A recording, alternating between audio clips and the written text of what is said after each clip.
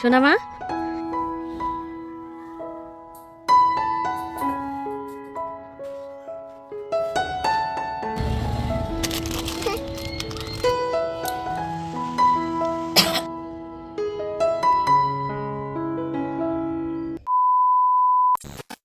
আজকে সকালে আমার মেয়েকে কর্নফ্লেক্স খাইয়ে তারপর স্কুলে পাঠাবো, এদিকে ওর খাবারটা রেডি করে নিয়েছি। এখন প্রায় 10টা বাজতেই আসলো, প্রচন্ড পরিমাণে ব্যস্ত রয়েছি।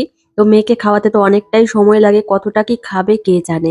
তো হ্যালো এভরিওয়ান, গুড মর্নিং, কেমন আছো সবাই? আশা করছি তোমরা খুব ভালো আছো, আর যে যেখানেই আছো সুস্থ আছো।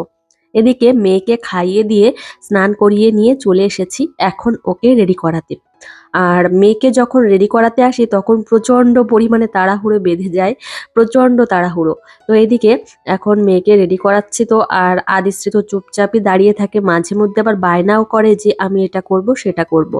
আমি বলি তুমি চুপচাপ দাঁড়িয়ে থাকো, আমি তোমাকে সুন্দরভাবে রেডি করিয়ে দিচ্ছি। মেয়েকে স্কুলে রেখেই তারপর বাড়িতে এসে অনেক কাজ রয়েছে, বিশেষ করে দুপুরে আবার রান্না রয়েছে, সেজন্য ভাবলাম যে মেয়েকে স্কুলে দিয়েই আসি। আর বাড়িতে থাকলে একটু বেশি ঝামেলা করে, এটা চাই সেটা চাই, দুষ্টুমি করে, সেই জন্য ভাবলাম স্কুলে দিয়ে আসি যত কষ্টই হোক না কেন। তো এদিকে এখন ওকে আমি মোজা পরিয়ে দিচ্ছি, তবে একটা মোজা পরিয়েছি এক পায়ে, তো আর এক পায়ে ও পরবে। এইভাবেই দুষ্টুমি করে, মাঝে মধ্যে বলবে যে আমি জামার বোতাম লাগাবো। তো তারপর এদিকে একা একা মোজা পরবে, আবার চিরুনি করতে যায়। তো এই করতে গেলে তো অনেকটা সময় লেগে যায়, সেই জন্য একটু বকাঝকাও দিই যে আমি একটু তাড়াতাড়ি রেডি করিয়ে দিই। আর এমনিতেই স্কুলে একটু দেরি করে গেলেই ওইখান থেকে আবার কথা শুনতে হয়, মানে 11:15টার দিকেই ওইখানে স্কুলের মধ্যে ঢোকার নিয়ম। কয়েকদিন আমার শরীরটা খুবই খারাপ ছিল, তোমাদের সঙ্গে আগের একটা ব্লগ শেয়ার করেছি, সেখানে তো প্রচন্ড পরিমাণে শরীর অসুস্থ ছিল, কথা ঠিকঠাক বলতেই পারছিলাম না। আজ অনেকটাই ভালো আছি, তবে ভয়েসটা কেমন একটু শোনা যাচ্ছে। আর এদিকে দেখো মেয়েকে এখন মুখে ক্রিম লাগিয়ে দেবো, তো ক্রিম লাগাতে আসলেও ওর আঙুলের ডগায় ক্রিম দিতে হবে। এখন বেশ গরম শুরু হয়ে গেছে, তো কদিন বাদে তো আরো বেশি গরম পড়বে, ভেবেছি মেয়ের জন্য আর একটা ড্রেস কিনবো, একটা ড্রেসে হয় না। তো আর এমনিতে ড্রেসটা অনেকটাই বড় কাটানো হয়ে গেছে, স্কুল থেকেই নিয়ে এসেছিলাম। আসলে কি হয়েছে, আদিশ্রীর বাপি তো স্কুলেই সমস্ত টাকা দিয়ে দিয়েছে, সেখান থেকে ড্রেস তৈরি করে দিয়েছে। তো সেই জন্য একটু বড় বড় হয়ে গেছে আমার যেটা মনে হয়। একটু ছোট করে সুন্দরভাবে কাটালে আরো বেশি ভালো লাগতো। তো আমি তো এই বিষয়টা অতটা পরিমাণে জানি না, সেই জন্য এরকমটা হয়ে গেছে। ওর বাপি গিয়েছিল ওকে অ্যাডমিশন করাতে, আমি তো আর যাইনি, সেজন্য এই বিষয়গুলো আমি জানি না। ভেবেছি যে ওর জন্য আরেকটা ড্রেস নেব। আসলে একটা ড্রেসে খুবই অসুবিধা হয়ে যায়, বিশেষ করে বাচ্চাদের। আমাদের সময় তখন অন্য ব্যাপার ছিল, আমরা যখন বড় ছিলাম স্কুলে যেতাম, এখনের ব্যাপার অনেকটাই আলাদা। তো এদিকে চলে এসেছি, মেয়েকে টিফিন দেব, রান্নাঘরে চলে এসেছি।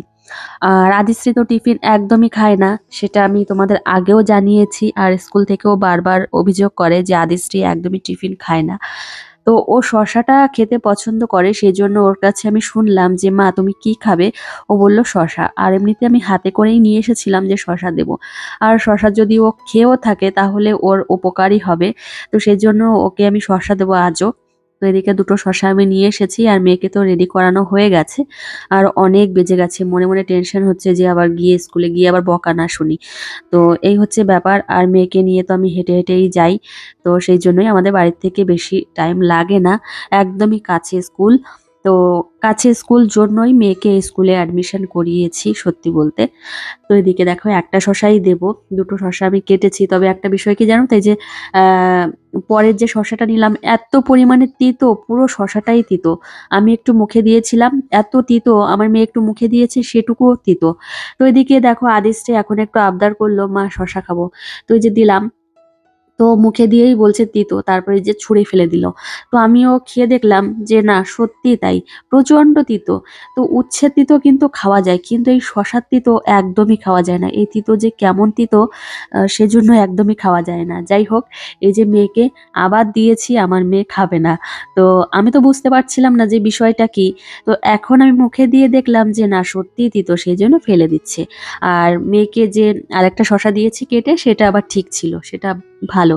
যাই হোক, মেয়েকে আমি টিফিন গুছিয়ে দিয়েছি, আর এদিকে শশা তো ফেলে দিয়েছি, আমিও মুখে দিয়ে দেখলাম প্রচন্ড পরিমাণে তিতো, একদমই খাওয়া যাচ্ছে না। তো চলো এখন দুগ্গা দুগ্গা করে মেয়েকে নিয়ে বেরোনো যাক, আর যেতে তো একটু সময় লাগবেই। তুমি আজকে স্কুলে যাবে? হ্যাঁ। তো এদিকে আদিশ্রীকে রেডি করানো হয়ে গেছে, শুধুমাত্র শুটা পরানো হয়নি। এই দেখো, এই বা পায়ের মোজাটা মাম্মাম একা একা পড়েছে, সেই জন্য উল্টো পাল্টা পড়েছে, তাই তো? উল্টো পড়েছো মা, মোজাটা উল্টো পড়েছো। তো চলো আর সময় নষ্ট করবো না, এখন স্কুলে যাবো, তাই না মা? চলো চলো চলো চলো। কোথায় যাবে মা? ব্লু কোথায়? ব্লু টিফিন গোছানো হয়ে গেছে, এখন দেখি জল নেওয়া হয়নি, তো এখন মেয়ের জলের বোতলের মধ্যে জল নেব। তো এদিকে এই জলের বোতলটা নতুন এনে দিয়েছে ওর বাপি, তো বেশ ভালোই সুন্দর, আর আদিশ্রীর বেশ পছন্দ হয়েছে জলের বোতলটা দেখে। তো চলো এখন বেরোনো যাক। আর আমাদের ঘরের পেছনে যে জমির প্লট তৈরি হয়েছে সেখানে অনেক বড় বড় রাস্তা তৈরি হয়েছে, সেখান দিয়েই এখন আমরা স্কুলে যাই, মানে আদিশ্রী স্কুলে যাই, আর আসার সময় আমাদের বাড়ির সামনের রাস্তা দিয়েই আসি। আর মেয়ের সঙ্গে অনেক গল্প করতে করতে যাই, অনেক কিছু দেখাতে দেখাতে যাই, যে মা এটা কি সেটা কি, এখানে গরু আছে গরু দেখাই। তো অনেক কিছুই বলতে বলতে যাই মেয়ের সঙ্গে।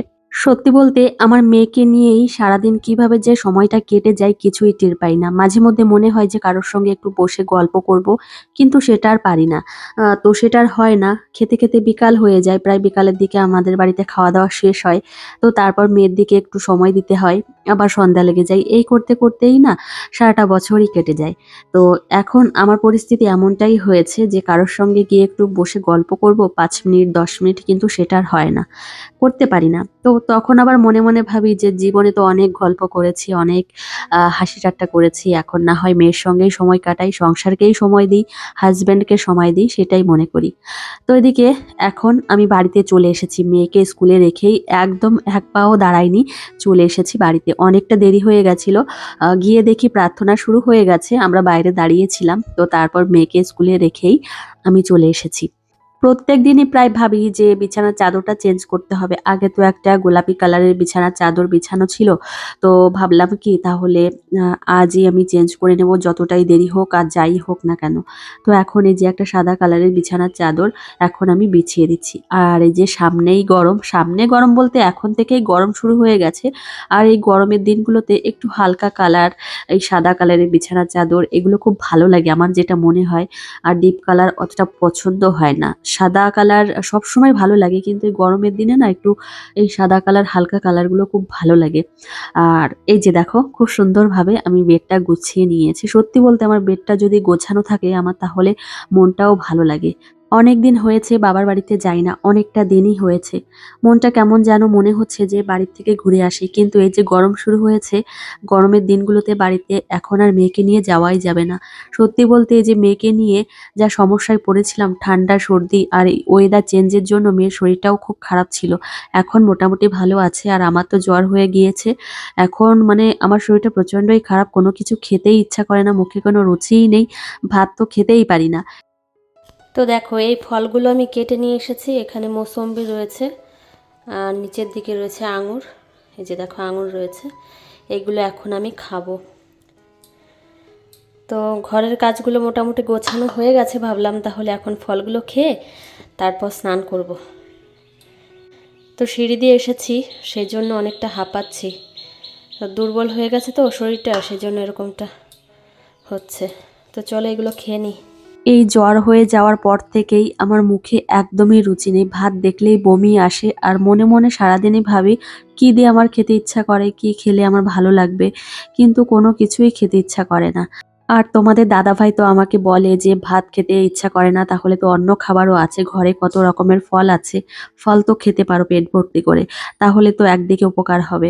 তো সেই জন্য ওর কথা মাথায় রেখেই ভাবলাম তাহলে কয়েকটা আঙুর না বেশ কয়েকটা আঙুর নিয়ে এসেছি, আর দুটো মৌসুম্বি লেবু আমি কেটে নিয়ে তারপর বসে বসে খেলাম। আর এদিকে এখন আমি চলে এসেছি রান্না করতে, রান্নাটা তোমাদের সঙ্গে দেখাইনি। এদিকে রয়েছে দেখো শাক রান্না করেছি, ডাঁটা শাক, আর এদিকে রয়েছে টক শাক, বেগুন ভাজা, আর এদিকে মেয়ের জন্য আজকে শাকের তরকারি রান্না করেছি, আর রয়েছে হচ্ছে মেটে আলুর তরকারি। এই হচ্ছে আজকে দুপুরে রান্না বান্না। সত্যি বলতে অনেক দিন বাদেই এই মেটে আলুর তরকারি রান্না করলাম।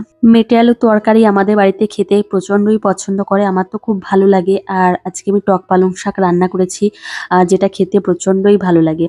দুপুরে রান্নাবান্না আমার তো হয়ে গেছে, আর এদিকে আমি এখন রেডি হতে চলে এসেছি। আর ১:৩০টার সময় আদিশ্রীর স্কুল ছুটি দেয়। তো ১:৩০টার সময় আমি বাড়ির থেকে বেরোবো। তো তারপর ওকে আমি নিয়ে আসবো। তো বাচ্চার মা-বাবা ছাড়া স্কুল থেকে একদমই ছাড়ে না। আর বাচ্চাদেরকে বাইরে একদমই বেরোতে দেয় না। সেইজন্য মন থেকে অনেকটা নিশ্চিন্ত মনে থাকি। আচ্ছা, একটা কথা বলি, কত যে কষ্ট করে আমি এই ব্লগগুলো করছি সে একমাত্র আমিই জানি। প্রচন্ড কষ্ট হয়ে যায় ব্লগগুলো করতে। এমনি ভিডিও করতে তো বেশি একটা সময় লাগে না। কিন্তু এই ভিডিও এডিট করতে, ভয়েস দিতে প্রচন্ড পরিমাণে সময় লাগে। আর এখন একটু লিপ বাম নিয়ে নিচ্ছি। শীত, বর্ষা, শরৎ যাই বলো না কেন লিপ বাম আমাকে নিতেই হয়। আমার মেয়েকে তো এখন স্কুলে দিচ্ছি আর প্রত্যেকদিনই ওকে আমি স্কুলে দিতে যাই, নিয়ে আসি। তো সেইজন্য আমার বেশ কয়েকটা 2 পিস হোক বা 3 পিস হোক কিনতে হবে এই টাইপের লিওন কাপড়ের বা সুতির কাপড়ের মধ্যে। এখন তো গরমকাল শুরু হয়ে গেছে, এই টাইপের ড্রেসগুলো নিতে হবে। দেখি নেব আস্তে, আস্তে করে। বেশ কয়েকদিন আগে অনেকগুলো জিনিস নিয়েছি। সেইজন্য ভাবলাম ২-১ দিন মতো যাক। ২-১ দিন না, মানে এই যে সামনে পয়লা বৈশাখ আসছে তার আগেই আমি নেব ভাবছি। এই নাও, খুশি মা? নাও টাকা নাও দাদার কাছ থেকে, দাদার কাছ থেকে টাকা নাও। ওই যে দাদা টাকা দিচ্ছে না, দাও। ব্যাগে রাখো। আদিশ্রী খাবার খাক বা না খাক প্রত্যেকদিন স্কুল ছুটি হওয়ার সময় ও এইভাবে ও দাদা ভাইয়ের দোকান থেকে খাবার নেবে, যে কোনো খাবার। সেগুলো হয়তো আমাকেই খেতে হয়, না হলে বাড়ির অন্যান্যরা খায়। আদিশ্রী একদমই খেতে চায় না। তো ওর দাদা ভাই বললাম কেন, আমাদের বাড়ির পাশের একজন কাকার দোকান, তো সেই জন্য ও দাদা ভাই বলে। আর এদিকে দেখো চলে এসেছি বাড়িতে, আমার মেয়ের খাবারটা রেডি করে নিয়েছি। ওকে আজকে আমি শাকের তরকারি দিয়ে ভাত খাইয়ে দিয়েছি। অনেকদিন হয়েছে আদিশ্রীকে শাকের তরকারি দিয়ে ভাত খাওয়াই না, সেই জন্য আজ ওকে খাইয়েছি। আর এদিকে খাওয়া দাওয়া শেষ হয়েছে, তারপর আমার মেয়েকে দেখো ঘুম পাড়িয়ে দিয়েছি ওর বাপি, আর ও এখন ঘুমোচ্ছে। তো চলো বন্ধুরা, আজকের ব্লগটি এই পর্যন্তই। তোমাদের সঙ্গে দেখা হবে পরের ব্লগে।